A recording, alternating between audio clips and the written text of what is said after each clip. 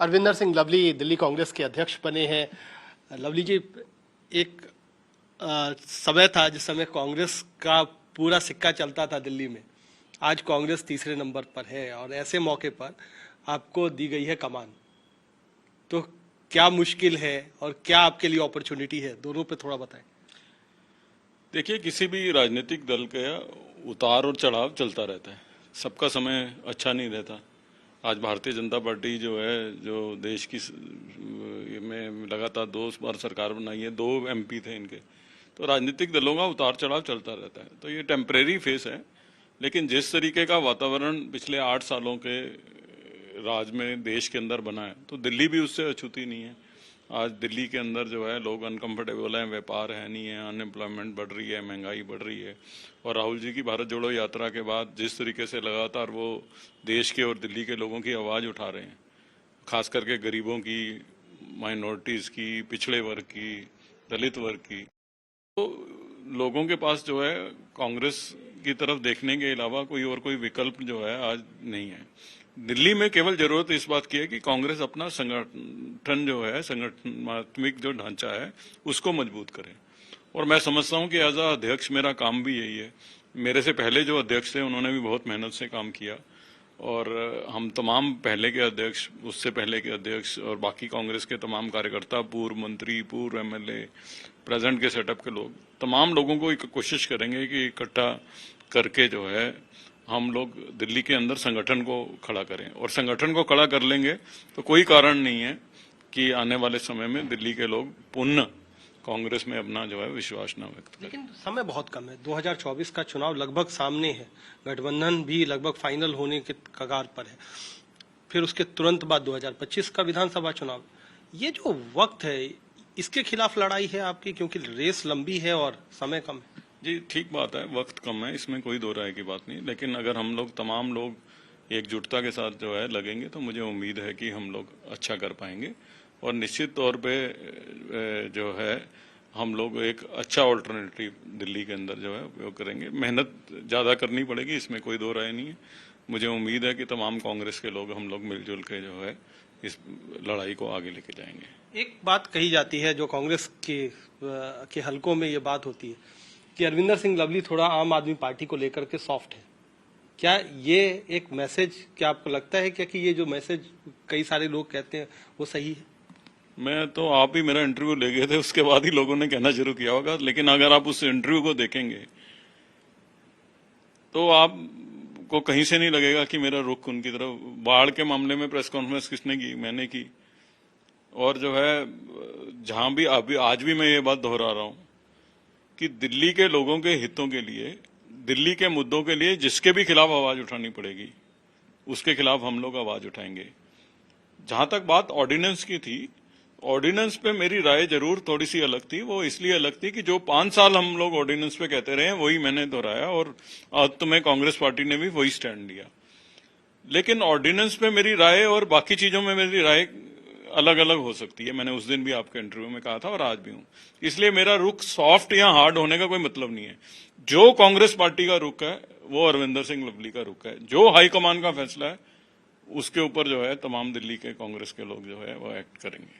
कई सारे नेता हैं आपकी पार्टी के अंदर भी, चाहे वो अजय माकन हो, जो पूर्व केंद्रीय मंत्री संदीप दीक्षित हो, उनका एक जो रुख है वो बिल्कुल है कि हम आम आदमी पार्टी के साथ किसी भी तरीके से कोई गठबंधन नहीं करना चाहिए, क्योंकि आम आदमी पार्टी एक तरीके से बीजेपी की बी टीम है, उससे कोई भी हमें सलाह मशविरा तक नहीं करना चाहिए। इस पर क्या आपको लगता है कि वो जो कह रहे हैं या जो आप कह रहे हैं, उस दोनों बात में अलग अलग है, भिन्नता है?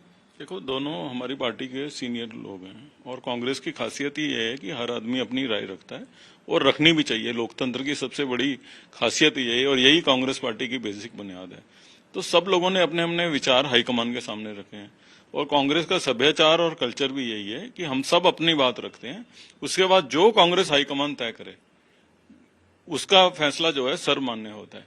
तो इसमें आपको पता नहीं किसी ने ये कैसे कह दिया कि मेरी राय इनसे अलग है। हो सकता है मेरी राय भी वही हो जो इन दोनों की है, लेकिन हमारे यहाँ कल्चर ये है कि जो हाईकमान फैसला करेगी उसको सब लोग मानेंगे। मेरा एज अ दिल्ली कांग्रेस का अध्यक्ष मेरा फर्ज है दिल्ली के अंदर संगठनिक ढांचा जो है उसको मजबूत करना और दिल्ली के मुद्दों को उठाना। चुनाव कैसे होगा, किसके साथ होगा, नहीं होगा, वो मेरे से ऊपर की बात है ना, वो मेरे हाथ में है। उसको कांग्रेस हाईकमान को तय करना है।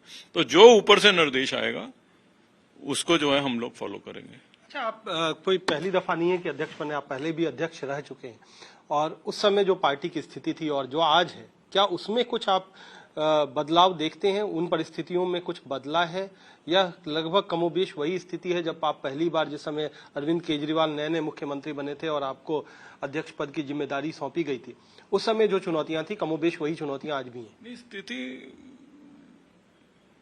एज अ कांग्रेस ऑर्गेनाइजेशन थोड़ी टफ हुई है, उसको ठीक करने की आवश्यकता है। लेकिन एज अ वोटर मैं समझता हूं वो टफ टाइम था। अब लोगों में बदलाव है। अब लोग जो है वो कांग्रेस की तरफ और राहुल जी के नेतृत्व की तरफ देख रहे हैं।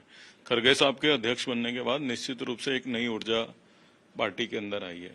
तो निश्चित तौर पे मैं समझता हूं कि हमें अपना संगठन ठीक करने में मेहनत ज्यादा करने की जरूरत है, लेकिन लोगों के अंदर बदलाव जो है वो पहले से बेहतर है।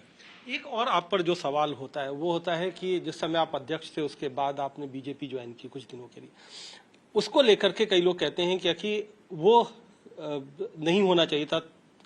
अरविंदर सिंह लवली बहुत अच्छे नेता हैं, युवा नेता हैं, बहुत संघर्षशील नेता हैं, लेकिन वो एक तरीके से बैड फेज था आपका। क्या आप भी मानते हैं? निश्चित तौर पे मैंने तो उस समय भी कहा था कि मेरी जिंदगी की सबसे बड़ी और आखिरी गलती है, और निश्चित तौर पे मैं ये बात कह सकता हूं, मैंने उस समय भी कहा था, क्योंकि कुछ चंद महीनों में गुस्से में एक लिया हुआ निर्णय था जो मुझे नहीं लेना चाहिए था।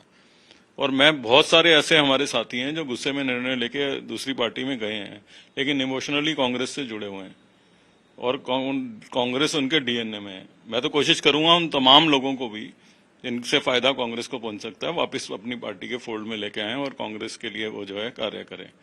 जहां तक मेरी बात रही तो वो मैंने पहले भी उस समय कहा था कि मैं वहां मिसफिट था और मेरी जिंदगी की वो बहुत बड़ी भूल थी, और मैं समझता हूं कि बाकी बची जिंदगी जो है वो कांग्रेस को मजबूत करने के अंदर ही लगानी है।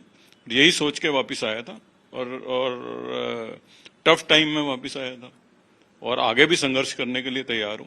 और मैं खरगे साहब का, सोनिया जी का, राहुल जी का धन्यवाद करना चाहता हूं कि उन्होंने पुनः मेरे में अपना आशीर्वाद और अपना विश्वास जताया, और मैं समझता हूं ये बहुत बड़ा एहसान है उनका। और निश्चित तौर पे जो है जिस उम्मीदों के साथ उन्होंने मुझे अपॉइंट किया, मैं उन उम्मीदों पे खरा उतरने की पूरी कोशिश करूंगा। 2024 और 25 के चुनाव में आप कहाँ देख रहे हैं कांग्रेस को? क्योंकि अभी ना तो आप लोकसभा में दिल्ली से आपका रिप्रेजेंटेशन है, ना ही विधानसभा में है। ये दोनों बहुत महत्वपूर्ण चुनाव हैं। तो आपको लगता है कि दिल्ली से कोई रिप्रेजेंटेशन हो पाएगा? क्योंकि एक तो गठबंधन को लेकर के अभी बहुत ज्यादा असमंजस है कि कहाँ होगा, कितनी सीटों पर होगा। इन सब चीजों पर लगता है कि बात अब तेजी से आगे बढ़ेगी, आपका रिप्रेजेंटेशन दोबारा लोकसभा और विधानसभा में कांग्रेस का दिल्ली से होगा? देखिए, लड़ाई तो इसी चीज की है और इस चीज के लिए ही संघर्ष करेंगे, इस चीज के लिए ही संगठन को मजबूत करेंगे। तो निश्चित तौर पे मुझे लगता है कि समय बदल रहा है, माहौल बदल रहा है। तो जब समय और माहौल बदल रहा है तो कांग्रेस के दिन भी बदलेंगे। पुराने नेताओं को ही लेकर चलेंगे या नए नेताओं को ज्यादा अब लगता है कि थोड़ा वक्त आ गया है कि कांग्रेस में भी एक ब्लूप्रिंट बदला जाए? देखिए, हमेशा समय की मांग यही रहती है कि पुराने और नया का कॉम्बिनेशन बना के चलना चाहिए। जहां पुराने लोगों की मजबूती की बहुत आवश्यकता है, वहीं नए लोगों की तेजी और नए लोगों का यूथपन जो है उसकी भी संगठन में बहुत जरूरी है। तो मिक्सचर ऑफ सीनियर और नए लोगों का करना जो है वो बड़ा इंपॉर्टेंट है। दो पहिए की तरह है, ट्रैक्टर के अंदर एक बड़ा पहिया होता है, पीछे एक आगे छोटा पहिया होता है। अगर दोनों बराबर के भी पहिए लगा दोगे तो ट्रैक्टर फंस जाएगा कीचड़ में। तो कीचड़ में से निकलना है तो दोनों लोगों को साथ लेके निकलने की जरूरत है। इसलिए भी सवाल है क्योंकि लोग ये नहीं समझते हैं कि अरविंदर सिंह लवली आज की तारीख में युवा नेता कहे जाएं या ऐसे परिपक्व नेता कहे जाएं जो मंत्री भी रह चुके हैं, पहले भी जिम्मा संभाल चुके हैं ऑर्गेनाइजेशन का। तो आप अपने आप को क्या देखते, किस रोल में देखते हैं? आप अपने आप को युवा मानते हैं या अपने आप को आप मानते हैं कि अब आप सीनियर नेताओं की कैटेगरी में आ चुके हैं? देखिए, मेरा ये है कि अब कोई आदमी बूढ़ा भी हो जाए तो अपने आप को युवा ही कहता है। तो इसलिए ये कहना कि मैं बूढ़ा हूं या जवान हूं वो तो अतिशयोक्ति होगी। लेकिन मेरा ये कहना है कि शायद मैं सीनियर्स और जूनियर्स को कोशिश करूंगा कि इकट्ठे लेके चलूं। चलिए, यही उम्मीद आपकी पार्टी के लोगों को भी रहेगा क्योंकि दिल्ली में जिस तरीके से पिछले कुछ दिनों में और पिछले कुछ सालों में कांग्रेस नीचे गई है, वापस ग्राफ को ऊपर ले जाना एक बड़ी चुनौती है। और न सिर्फ ऊपर ले जाना बल्कि ऐसी स्थिति में ले जाना जहां पर विनेबिलिटी यानी जीत भी हासिल हो पार्टी को कुछ चुनावों में। समय कम है, ये वाकई इनके लिए बड़ी चुनौती है और शायद इसीलिए ये महत्वपूर्ण जिम्मेदारी अरविंदर सिंह लवली को दी गई है, क्योंकि संगठन का भी अनुभव है, साथ ही साथ युवा और जो अनुभवी हैं उनमें भी लगता है कि तालमेल बेहतर तरीके से बैठा सकते हैं, क्योंकि उम्र कम है, अनुभव काफी है। कैमरामैन आलोक दास के साथ कुमार कुणाल,